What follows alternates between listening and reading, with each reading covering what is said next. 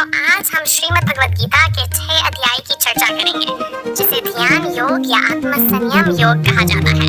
इस अध्याय में भगवान श्री कृष्ण हमें बताते हैं कौन सच्चा सन्यासी है, कौन सच्चा योगी है, ध्यान कैसे करना चाहिए और योगी का जीवन कैसा होता है।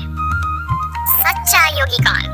अर्जुन ने सोचा था कि सन्यासी मतलब वह जो घर परिवार छोड़कर जंगल चला जाए, लेकिन भगवान श्री कृष्ण कहते हैं, ओपन कोट, जो बिना फल की इच्छा के कर्म करता है वही सच्चा सन्यासी और सच्चा योगी है।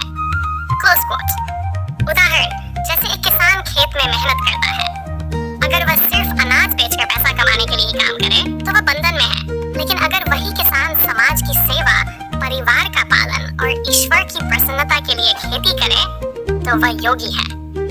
भगवान कहते हैं, योगी वह है जो संयमित आहार करता है, नींद जागरण में संतुलित रहता है, न ज्यादा खाता है, न ज्यादा उपवास करता है, न ज्यादा सोता है, न बिल्कुल जागता ही रहता है।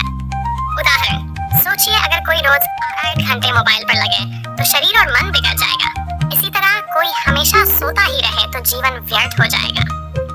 योग का मतलब है संतुलन, वर्क और रेस्ट का बैलेंस। ध्यान कैसे करें? भगवान श्री कृष्ण ध्यान का तरीका बताते हैं। एकांत शांत जगह चुनें, आसन बिछाकर स्थिर बैठें, शरीर, सिर और गर्दन सीधी रखें, निगाह सामने रखें, इधर उधर न भटकाएं, मन को एक ही लक्ष्य पर टिकाएं, भगवान का स्मरण। उदाहरण, जैसे एक दीपक हवा रहित कमरे में टिमटिमाए बिना स्थिर जलता है, वैसे ही योगी का मन ध्यान में स्थिर होता है। योगी की स्थिति समय, जब योगी ध्यान में स्थिर हो जाता है तब वह आत्मा और परमात्मा की एकता अनुभव करता है। सुख दुख में समान रहता है, सब जीवों को समान दृष्टि से देखता है। उदाहरण, एक माँ अपने बच्चों में भेद नहीं करती, कोई अमीर है, कोई गरीब, सब उसके लिए समान है। वैसे ही योगी सबको ईश्वर का अंश मानकर प्रेम करता है। योगियों में श्रेष्ठ कौन?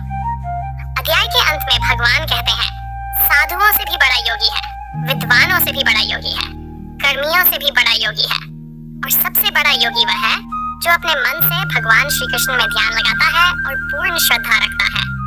उदाहरण, मान लो कोई डॉक्टर है, बहुत ज्ञान है, सब रोगों का इलाज कर सकता है, लेकिन अगर उसका मन भगवान में नहीं जुड़ा तो वह केवल शरीर का इलाज करेगा, आत्मा का नहीं। जब वही डॉक्टर भगवान में श्रद्धा रखकर सेवा करे तब वह सच्चा योगी कहलाएगा। तो मित्रों, अध्याय 6 हमें सिखाता है योग का असली अर्थ है मन और इंद्रियों का संयम। योगी का जीवन संतुलित, स्थिर और भगवान। सबसे महान योग है भक्ति योग, यानी अपने मन को भगवान में लगाना। इस प्रकार ये अध्याय हमें बताता है कि संयम, संतुलन और भक्ति ही योग का सच्चा